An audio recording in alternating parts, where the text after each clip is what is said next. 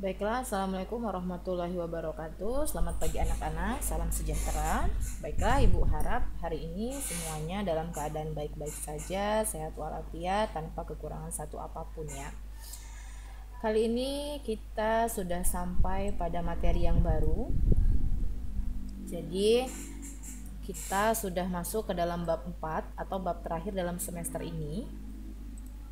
Tapi kemarin kita sudah selesai membahas tentang prosedur teks. Kemarin sudah mencoba, sudah banyak yang mengumpulkan tugas membuat teks prosedur. Jadi dengan pembuatan itu saya anggap sudah paham dengan struktur, pengertian, dan manfaat dari sebuah teks prosedur. Kali ini kita akan mulai masuk kepada bab bahasaan yang baru, objek pembahasan yang baru. Tapi di sini yang kita bahas masih tentang sebuah jenis teks. Nah, jadi dalam semester ini kita membahas 4 buah jenis teks. Teks yang pertama itu ada teks deskripsi. Teks yang kedua ada namanya teks fantasi atau teks narasi, dan teks yang ketiga yang baru sudah selesai kita pelajari disebut dengan teks prosedur. Nah, sekarang kita sudah sampai di bab 4 yang akan membahas tentang teks hasil laporan observasi. Di sini bagian yang akan kita bahas pada hari ini adalah tentang bagaimana mengidentifikasi sebuah teks laporan hasil observasi. Baiklah. Kita akan masuk ke dalam pengertian teks laporan hasil observasi. Jadi, teks laporan hasil observasi adalah sebuah jenis teks yang berfungsi untuk memberikan informasi tentang suatu objek atau sebuah situasi. Itu bisa kita sebut juga dengan sebuah fenomena. Tapi, pembuatan teks ini biasanya dilakukan setelah diadakannya sebuah investigasi atau penelitian secara sistematis. Jadi, seseorang membuat teks laporan hasil observasi itu mengambil datanya berdasarkan sebuah hasil penelitian. Jadi, teks ini adalah teks yang bersifat faktual atau nyata. Jenis teks ini mendeskripsikan atau menggambarkan bentuk, ciri, atau sifat umum secara general seperti benda, bisa hewan, tumbuh-tumbuhan, manusia, atau peristiwa yang terjadi di alam semesta kita. Teks hasil observasi bersifat faktual atau berdasarkan fakta yang ada. Nah, dari pengertian teks laporan hasil observasi yang baru saja kita pahami atau baru saja kita dengar, saya rasa kalian sepakat bahwa terdapat kemiripan dengan yang disebut dengan teks deskripsi yang telah kita pelajari. Nah, memang betul. Jadi, terdapat persamaan antara teks deskripsi dan teks laporan hasil observasi. Tapi di sini perbedaannya terdapat pada pembuatan atau proses pembuatan teks tersebut. Dalam pembuatan teks deskripsi, kalian bisa melakukan sebuah pengamatan saja tanpa melakukan sebuah penelitian tentang data-data, ciri-ciri secara akurat. Tapi dalam sebuah teks laporan hasil observasi, benda yang kalian gambarkan atau hewan yang kalian gambarkan atau objek-objek yang kalian gambarkan itu harus sudah mempunyai data-data ilmiah yang berasal dari sebuah penelitian. Jadi di sini data-datanya akurat, lengkap, dan dapat dipercaya. Ciri-ciri teks laporan hasil observasi. Kita lihat ciri-cirinya. Ciri yang pertama, teks bersifat objektif, yakni penulis tidak dibenarkan untuk memihak kepada orang atau pihak tertentu. Jadi sudah jelas, ciri yang pertama biasanya sebuah teks observasi ini bersifat objektif. Jadi pembuat teks laporan hasil observasi ini tidak boleh memihak kepada orang atau pihak tertentu. Contohnya sedang membahas tentang fenomena kelinci. Jadi tidak boleh membuat suatu pernyataan atau suatu statement yang memihak kepada kelinci tersebut. Jadi harus membuat statement berdasarkan sebuah hasil dari penelitian. Yang kedua, ciri yang kedua, teks berdasarkan sebuah fakta.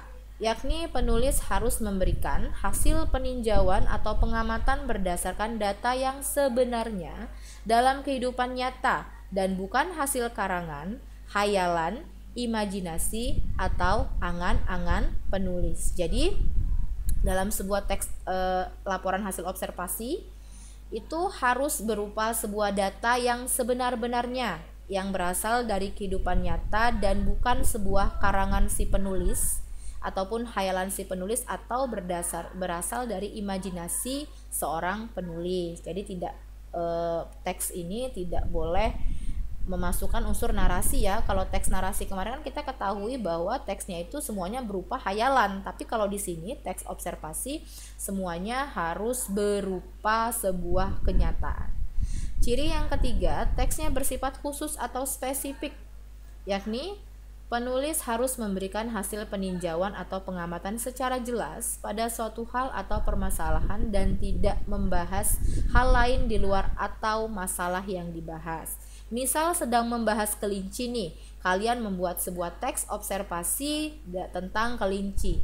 Jadi dalam teks tersebut kalian tidak boleh membahas hewan lain, misalnya membahas sapi, membahas kambing, atau membahas hewan-hewan yang lain. Jadi teks itu hanya akan berisi tentang pembahasan tentang kelinci. Ciri berikutnya, teks disajikan secara lengkap, yakni penulis harus menyajikan atau memberikan semua hasil peninjauan atau pengamatan yang dibutuhkan untuk keperluan pembaca tanpa terkecuali secara terperinci atau satu persatu.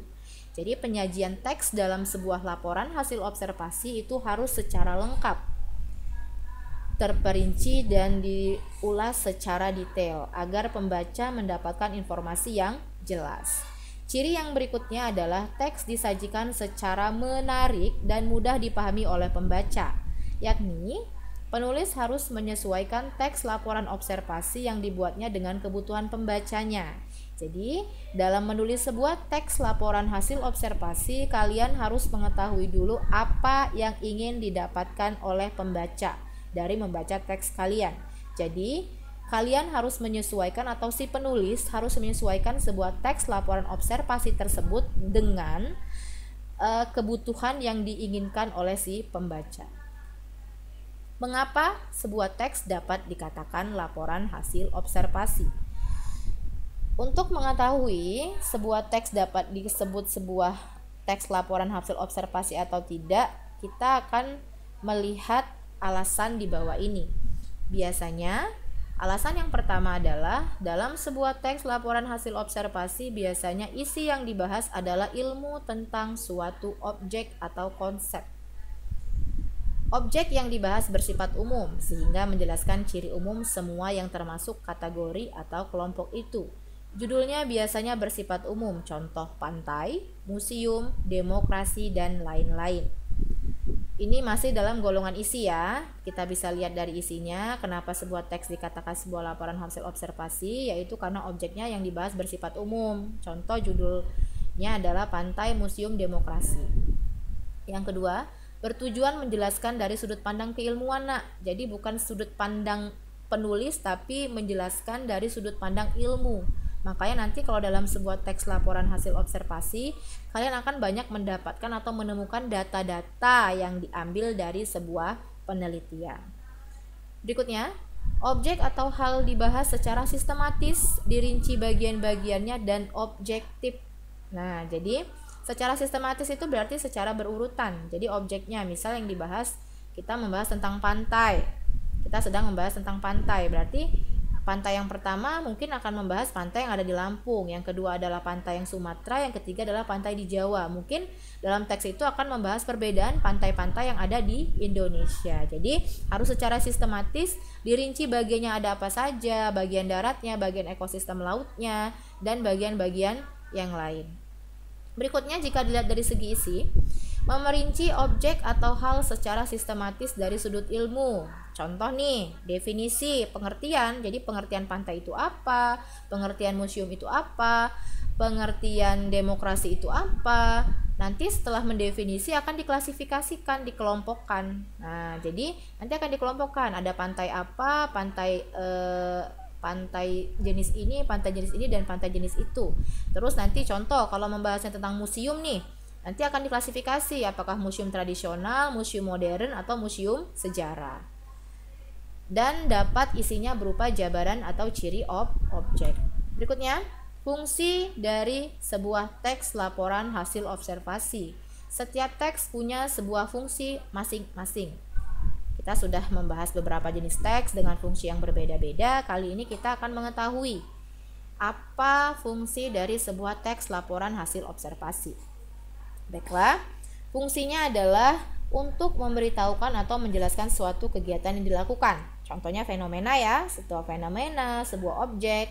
Hasil observasi terhadap suatu objek juga dapat berfungsi untuk memberitahukan kepada pihak berwenang atau terkait suatu informasi. Selanjutnya, informasi tersebut dapat dijadikan sebagai dasar penyusunan suatu kebijakan. Nah, jadi fungsinya sangat-sangat luas ya. Fungsinya yang pertama itu secara umum, secara khususnya ini fungsinya adalah untuk menjelaskan suatu kegiatan, pemberian penjabaran. Jadi kita harus menjelaskan secara dari sudut pandang keilmuan. Nah, hasilnya dari observasi tersebut dapat juga berfungsi untuk memberikan data-data kepada pihak terkait untuk penyusunan suatu kebijakan. Itu fungsi dari teks laporan hasil observasi. Contohnya nih adalah teks laporan hasil observasi kerusakan lingkungan. Contoh nih ya, selain itu banyak teks laporan hasil observasi yang dapat dijadikan bahan informasi untuk berbagai kepentingan orang banyak. Teks laporan hasil observasi secara umum juga berfungsi sebagai alat pendokumentasian suatu objek atau suatu kegiatan. Jadi pendokumentasian itu sebagai bentuk fisik terjadinya sebuah kegiatan, sebuah proses, dan sebuah fenomena. Tujuan dari teks laporan hasil observasi, fungsinya yang tadi sudah kita bahas. Sekarang kita mau tahu apa itu tujuannya. Ternyata tujuannya adalah melaporkan hasil observasi secara sistematis dan objektif berupa hasil pengamatan untuk memecahkan suatu persoalan atau menguji suatu hipotesis. Jadi biasanya tujuan dari teks ini adalah untuk menjawab sebuah hipotesis atau sebuah dugaan. Contohnya, kalian ingin membuktikan bahwa kelinci itu termasuk ke dalam hewan yang patuh, atau anjing atau kucing kan itu termasuk ke dalam hewan peliharaan. Hipotesis kalian adalah kucing adalah hewan yang paling kucing adalah hewan peliharaan yang paling taat atau paling patuh terhadap manusia. Nah, itu kalian nanti mungkin akan menguji karena hipotesis dugaan kalian apakah benar bahwa kucing itu adalah sebuah hewan peliharaan yang paling patuh terhadap manusia. Di sini kita lihat contoh dari teks laporan hasil observasi. Ini contoh teksnya nak ya. Dia di sini membahas tentang kelinci. Di sini dijelaskan bahwa kelinci tergolong hewan mamalia dari famili Leporidae. Kelinci dapat ditemui dengan mudah di berbagai belahan bumi. Dahulu kelinci adalah hewan liar yang hidup di Afrika hingga ke daratan Eropa.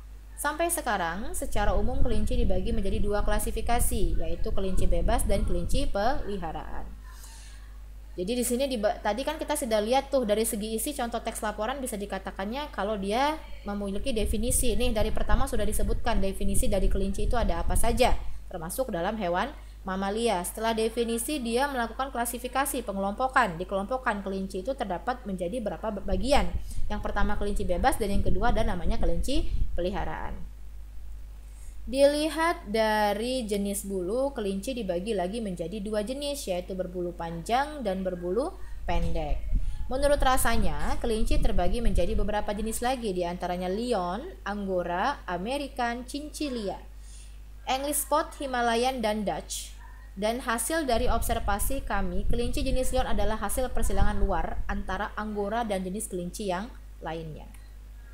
Kelinci selalu diidentikan dengan wortel sebagai pakannya, tetapi observasi kami membuktikan bahwa kelinci dapat diberi pakan sayuran-sayuran hijau, rumput awetan, umbi-umbian, biji-bijian, dan pelet juga lahap dimakan oleh kelinci. Penelitian ini membuktikan bahwa daging kelinci dapat digunakan sebagai obat yang mampu menyembuhkan penyakit asma. Oke, kita ulas sedikit ya.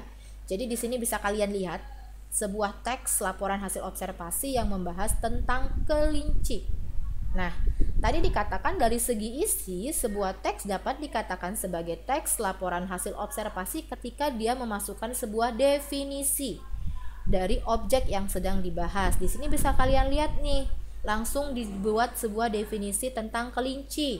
Hewan kelinci, termasuk definisinya apa saja. Kelinci tergolong hewan mamalia dari famili Levoridae. Setelah menjelaskan tentang identifikasi, menjelaskan tentang kelinci itu apa definisinya. Di sini dari paragraf pertama, paragraf kedua sampai ke paragraf terakhir dia membahas tentang klasifikasi pengelompokan kelinci berdasarkan dari kelinci bebas dan kelinci peliharaan, dapat mengklasifikasikan dari jenis bulunya, dapat juga mengklasifikasikan dari rasanya, diklasifikasikan juga dari jenis persilangannya, terus dibahas juga dari jenis makanannya. Ini kan sebenarnya sama dengan teks deskripsi, membahas tentang sebuah objek, bendanya objek. Tapi perbedaannya adalah ini adalah sebuah teks yang berdasarkan sebuah pengetahuan ilmiah. Nah, jadi di sini dilihat dari sudut pandang ilmiah.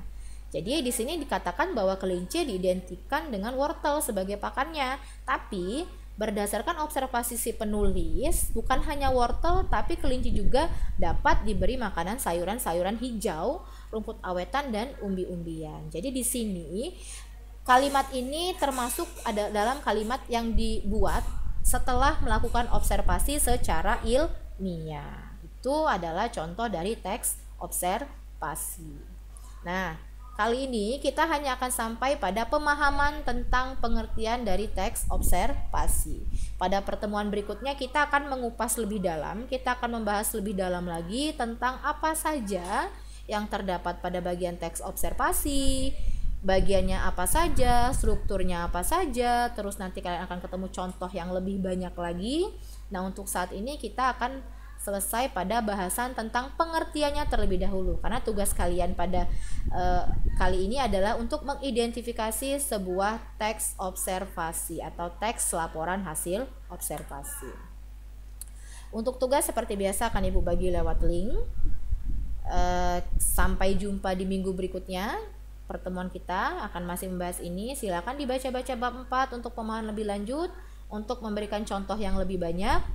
Akhir kata, selalu jaga kesehatan, jangan lupa berdoa, dan wassalamualaikum warahmatullahi wabarakatuh.